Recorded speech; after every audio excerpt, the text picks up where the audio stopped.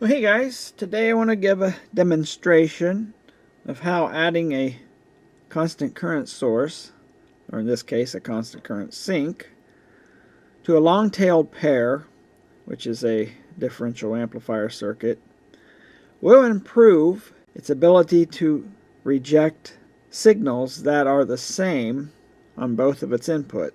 That's called common mode signals. And the circuit will have what's known as a common mode rejection ratio. And that's just a figure of how much it would reject identical signals on its two inputs. So why is this important? Well, one use, such as professional audio or communications, they need to move signals around without picking up noise. So, for example, they'll have a shielded cable with two conductors inside. They're usually twisted pair, and they'll put the signal on those two wires inside, and it's the exact same signal but out of phase. So when one signal goes high, the other one goes low, and vice versa. So your signal wiggle, wiggle, wiggle, yeah, like this. Now, because of the way the cable's designed, if any noise happens to get in, that noise will be common to both of those wires. So it'll be in phase at the same amplitude. So it'll go like this.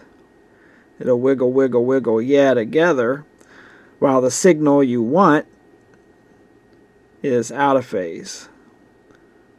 So what happens at the destination, the cable is connected to a differential amplifier.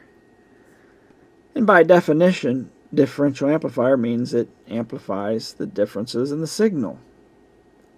So when you connect that cable up, then those wires in that cable, and the signal wiggle, wiggle, wiggle, yes, into this amplifier, it will amplify that signal. Now if there's common mode signal on that cable going up and down like this together, well, it's not a difference, because you can see the way this circuit is designed. It has the same current, same components going through it. So if it's trying to amplify at the same time, these will be the same level and you'll get nothing out of it. So you can see why this is important, because if the amplifier had poor CMRR, it did amplify a little bit of the common mode signal. It amplified some of that noise, which is undesirable. Now, using a constant current source in the tail part of this circuit will improve CMRR drastically. So that's what I did here. In the tail part, I have a switch, so I can switch in the resistor or switch in the constant current source. So what I'm going to do, I'm going to put a signal on input 1 and show the amplifier working, show that the signal coming out of these two ports are out of phase, 180 degrees. And then I will connect this so we have a common mode signal, and we'll see how it performs with the resistor switched in or with the constant current source switched in. So here's the equations. The common mode gain of the amplifier is RC here over 2RT, which is the tail current, plus RE, which is the resistor here, the emitter resistor. And putting the values of the resistors I have, I come up around 0.5 or so. And the CMRR is 21.4.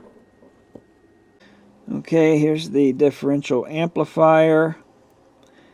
And this little red wire is my switch, which switches in this resistor. This is the tail resistor, or switches in this constant current source. It's kind of twisted over to the side because I can wire it up to the supply rails easier that way.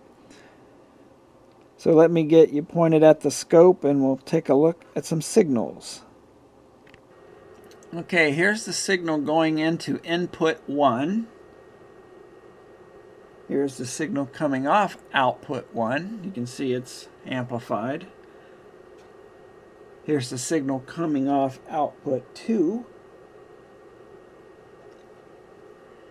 You can see it's 180 degrees out of phase. However, you notice it's not quite at the same amplitude. So now let me jumper the input 1 and input 2 pins together so they're getting the exact same signal. Okay, I jumpered them together. Here's the signal going in. Let's turn that up a little bit. So that's about 250 millivolts. And here's the signal coming out. That's about half. So if you remember that calculation we did, the common mode gain was about half, and well, that's what we're measuring. Okay, I turned up the amplitude on the scope here so we can see it a little clearer. So again, I'm measuring the signal. This is the common mode signal showing up on output 1. And I'll also look at output 2. Look at that. It's not quite the same amplitude, but it's now in phase. So this is, like I say, this is the common mode signal. Okay, so we're looking at one of the outputs. And I'm going to switch over to the constant current source. But first, let me turn the scope up a little bit. I've got to set it for channel 1. So we're looking at the common mode signal on the output 1. And let me finagle my little wire into the constant current source. And look at that, I went from that large signal to this little bitty ripple there. So let's turn that up a bit. And yeah, it's hard to measure. There's a lot of noise. 1.1 millivolts. I could probably filter the noise, maybe clean that up, but wow. Let's turn that back down and go back to the resistor again. And we'll switch back again to the constant current source. That really knocked that common mode signal down to nothing. Well, at least something small. Okay, I wanted to show you one more thing. With the constant current source, these are now the same amplitude because we don't have that small wiggle on that tail resistor. Let me switch back to the resistor again. See, it's not quite perfect there. Back on the constant current source, it's nice and even now. Okay, so let me explain a little more what we saw on the oscilloscope. So keep in mind that a constant current source has infinite impedance in theory, but in practice it's actually very high. Now in the tail section of our differential amp, that's what this part of the circuit's called, the tail, its job is to provide current to the amp. It's not designed to load it down any. But when you use a resistor, sure, it provides current, but it also acts as a load. And it loads the amp down somewhat. When you use a constant current source, it does the job much better. It provides current, but due to its high impedance, it does not load the circuit down. You might be saying, why don't you use a higher value resistor? Well, I had to choose this resistor value to set the current. I wanted this circuit to have a total of 2 milliamps, and I had my supply voltage, so I ended up using this 4K7 resistor. Now, if I increase the voltage in the tail section, that would allow me to use a higher value resistor. In fact, that's where the long tail part comes in because of the larger voltage and high impedance. That's where it gets its name, long tail. But you can only take that so far. You can imagine you'd have to have the voltage extremely high to match the performance of a constant current source. Okay, so in my first demonstration, I put a signal in only on input 1. I left this side open. And the amplifier was doing what it's supposed to do. It was giving us two outputs. One was inverted from the other one, 180 degrees. And there's supposed to be the exact same amplitude. But as you remember, the signal coming out of this side, the opposite side that I put the signal in, was slightly lower. But later on, when I switched in the constant current source, the amplitudes were exactly the same. Well, since I was putting the signal in on this side, some of that signal has to get over to this side to generate that output. Well, at this midpoint, this node here, the resistor was loading that down. It was stealing some of the signal. And when we switched in the constant current source, the signals came right back up and were exactly the same. So the constant current source improved its performance there and made the outputs balanced. So in the second part of the demonstration, I was connecting input 1 and input 2 together so they were getting the exact same signal. In other words, a common mode signal. And you noticed we were getting the same signal in phase from both outputs here. Well, that's because both sides were getting the same signal. We were getting a little bit of common mode signal. So why were we getting that signal? Well, again, the tail section of the amplifier was doing its job. It was providing current, but it was also loading down the circuit, which caused some voltage to appear at our outputs. So when I switched in the constant current source, like I say, it provides the current, but it does not load the amplifier down. And the common mode signal shrinks down to nothing, or almost nothing.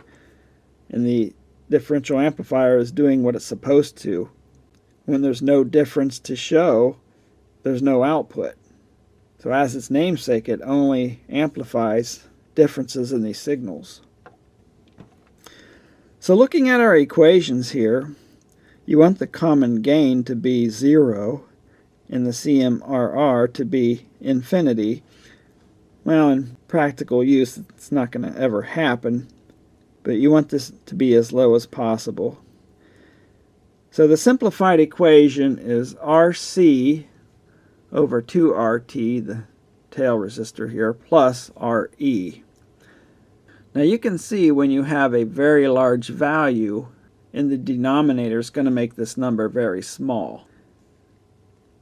Now unless I set up a circuit to measure the impedance of this, now this is going to be extremely high, orders of magnitude higher than this resistor, so it's going to make the common mode gain extremely small. Same is true with the CMRR, where RT over RE is the common mode rejection ratio. Again, it's simplified.